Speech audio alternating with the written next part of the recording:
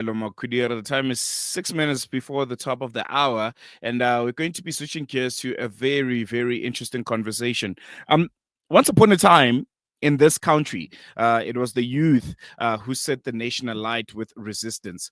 From the fearless student movements of 1976, when young people literally took to the streets to fight against Bantu education, to, in recent memory, the hashtag Fees Must Fall movement or the Fallless movement that shook campuses across the country and ultimately across the world, forcing the country to re-examine the cost of learning and the meaning of justice in South Africa's institutions of higher learning. South Africa has a long and proud tradition of youth activism, especially when it comes to standing up against oppression, whether here at home or beyond our borders.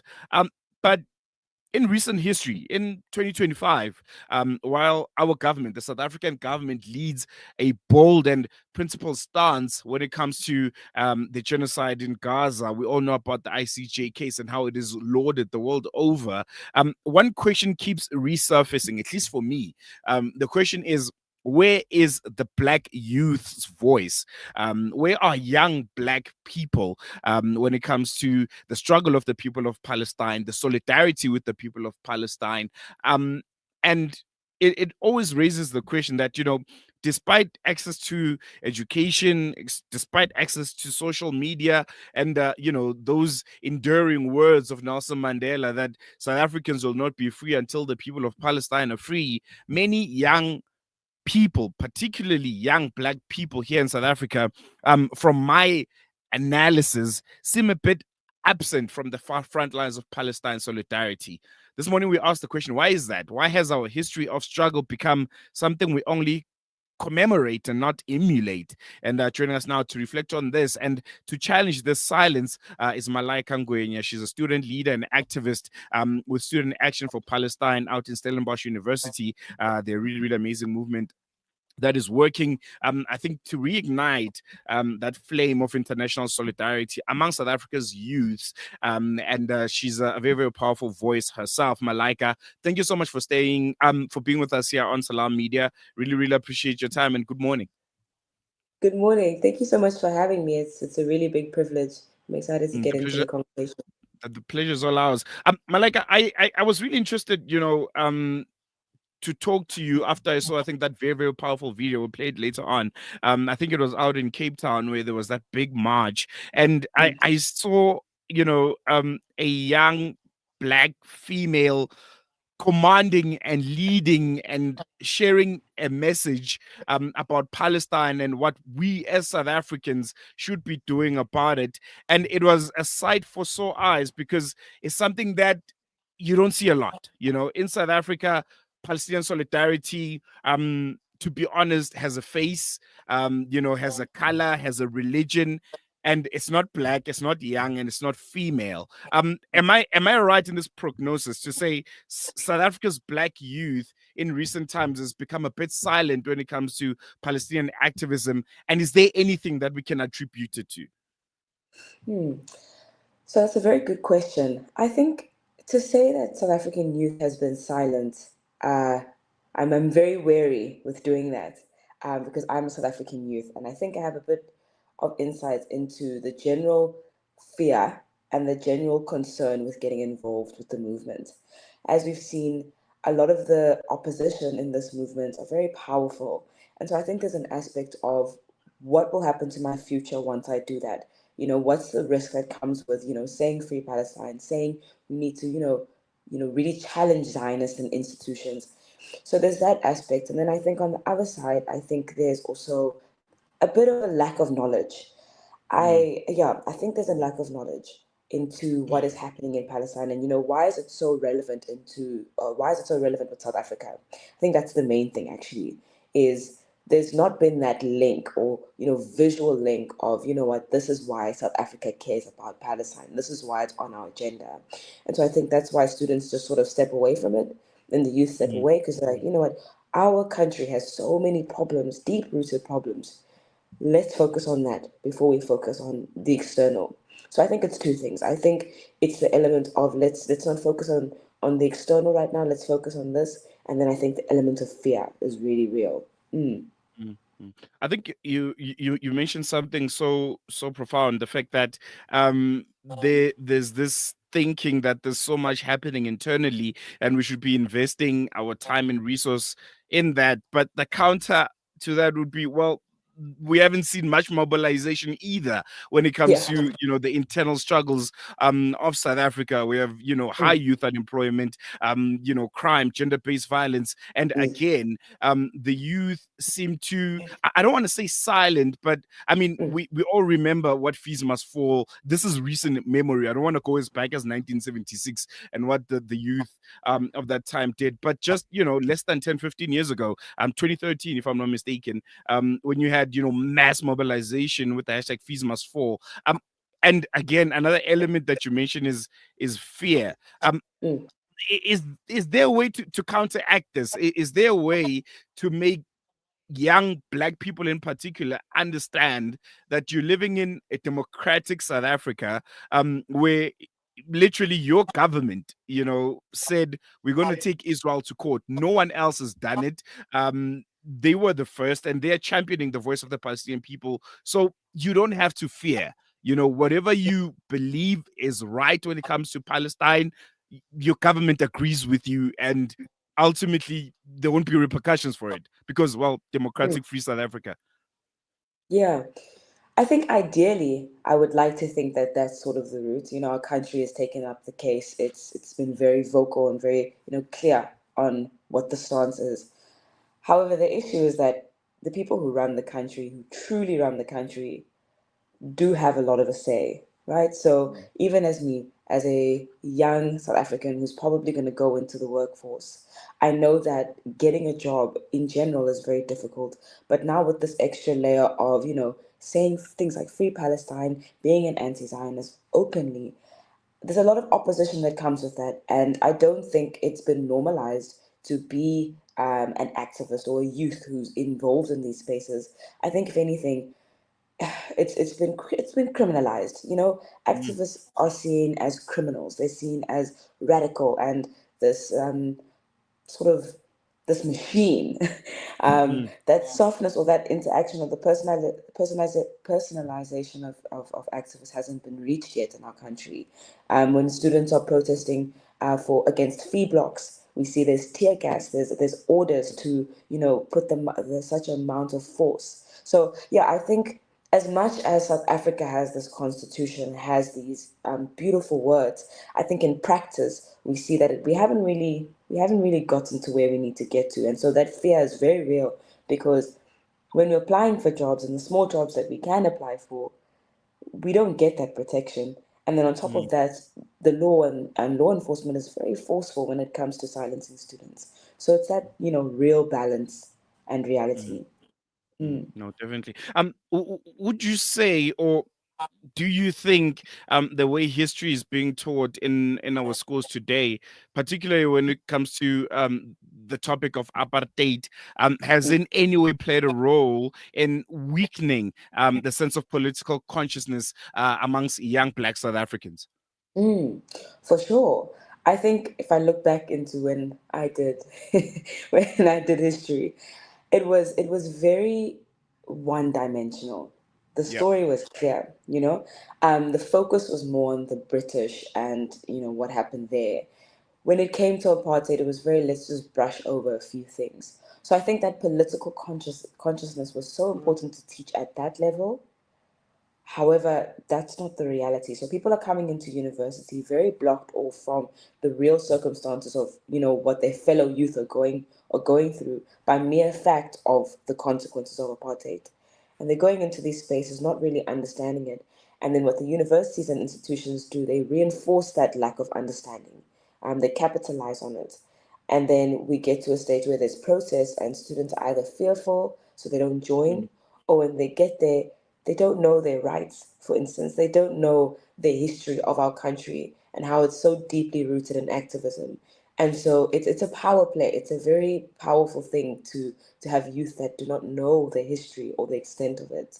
So mm, I think the mm, syllabus does have a very big role. mm. Yeah. we're living in an age of social media, and I don't think you can go through any social media platform, whether it's X, it's TikTok or Facebook, without you know any Palestine, Gaza related posts reaching you. Um, but still, with so many young Black South Africans on social media, it hasn't set that flame, that spark, that reaction, that constant stream of images from Gaza. What do you think this is? And most importantly, how do you think the digital age has shaped activism in South Africa? Is it for the better or for the worst? I mean, we've seen some of Yes. the major protests across the world, when it comes to Palestine or other social injustice, protests being sparked by what's happening, on social media. The conversations start literally with the hashtag. But here in South Africa, it hasn't gotten to that point. I mean, again, referencing the Fees Must Fall movement, it happened at a time where social media was not even that popular. I mean, 2013, only Facebook was a thing, and I don't think people have realized that it could be used as a mechanism of protest and of rising up against injustice. Mm, mm. That's a very good question. Something that we as Student Action for Palestine have tried our best to do is to utilize social media as much as possible. It's such a powerful tool because you can get a message out so quickly, and you can even record an injustice that's happening, for Yeah. example. And it's yeah, it's an amazing tool. And I think sometimes we misinterpret the word activism, and we seem to just link it to going out and protesting and being actively out there. But reposting something, posting a video, sharing, that's a form of activism. It's a very powerful form of activism. And I think, yeah, I think the youth is forgetting that that's our power. We are very much all, most of us, on social media, and I think that tool is being underutilized. And not every Mm, form of activism needs to be physically outside and speaking and doing the chants. It can also be just starting from the basic of reposting, posting, sharing. So yeah, I think social media has been a great tool. I think in terms of South African youth, it's a very delicate situation. And I think it all draws back to what I mentioned earlier, where it's this lack of willingness to recognize the link between Palestine and South Africa, yeah. this fundamental link of we had an apartheid, and most of our institutions, the reason that they are unable to say free Palestine or we are anti-genocide is because it would make the institution have to confront the reality of how far they are in our own Mm, apartheid. mm, So it's that sort of catch-22 of when we say free Palestine and when we say we're anti-apartheid and anti-genocide, now we have to ask, okay, are we treating our students in that way? Are we treating our staff in that way?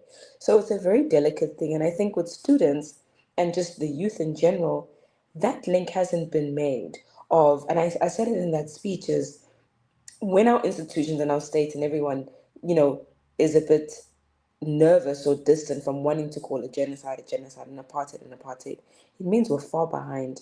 It means we true. really are far behind. So I think as soon as the youth sees that link, it might be useful. But I think as soon as they see it as two separate things and an international problem, we're going to struggle. Mm. Yeah.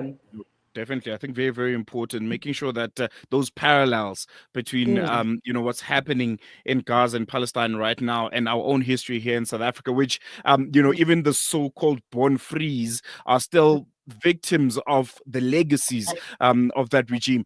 Just in closing, I mentioned when we started this conversation that Palestinian solidarity in South Africa has a face, has a religion, and has a color. How do we start the conversation? I don't want to say start moving it away from that and making it about South Africa again, those parallels, but how do we start the conversation that it doesn't belong to Indian Muslim colored Muslims. It belongs to all South Africans, particularly South Africans of color who were, granted there were other races that were involved in the fight against, the apartheid regime here at home. but ultimately it was the black people of this country that bore the brunt of that system to its entirety. It was against black South Africans, and it was fought largely and mainly by black South Africans. And we should start owning the struggle of the people of Palestine, obviously, with everyone else around us who probably have a better understanding than we have because of some of the reasons that you stated to why it is not as mainstream in black South African circles as it should be.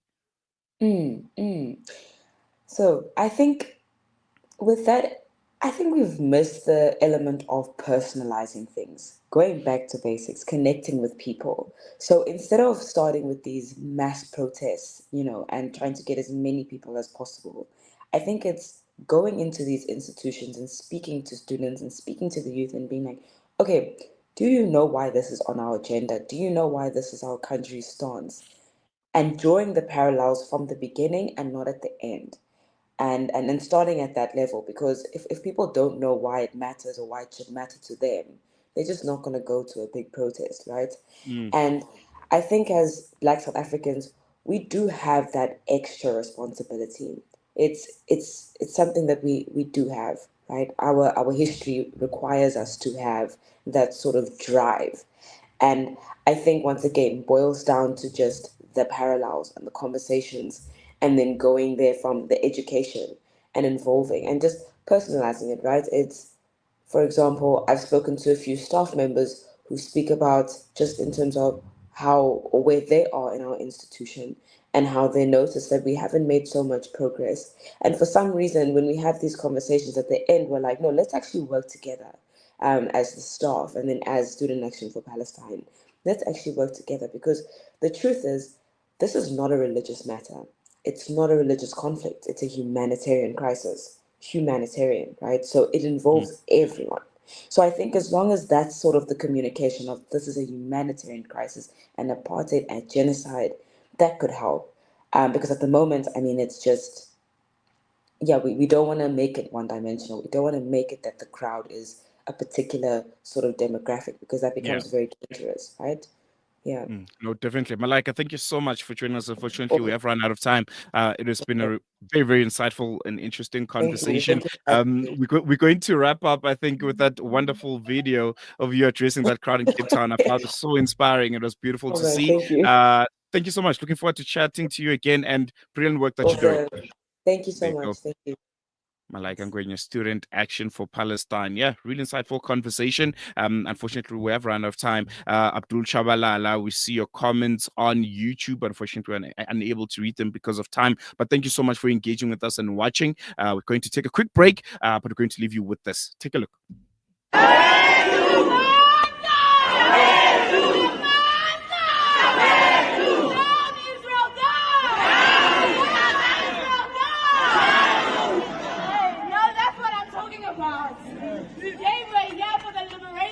Palestinians. We are here as South Africans who have faced our own apartheid. Today I'm seeing a lot of youth. I'm seeing youth who are coming from small to tall. There's something important I want to tell you today. Your voice is so important. Never be quiet when there is injustice. You're from South Africa and our youth is special. You have to speak out at all times. Push the boundaries. Never stay in the confinement of what the institutions are telling you to stay in the confinement. Challenge your institutions. Challenge the state. When they say free Palestine, make sure it is free Palestine. Your voice, you are a force. You are a force in every building that you walk in. Our elders require our action. Your comrades that are not here, make sure at the next protest they are here. To the Zionists, this is not your country.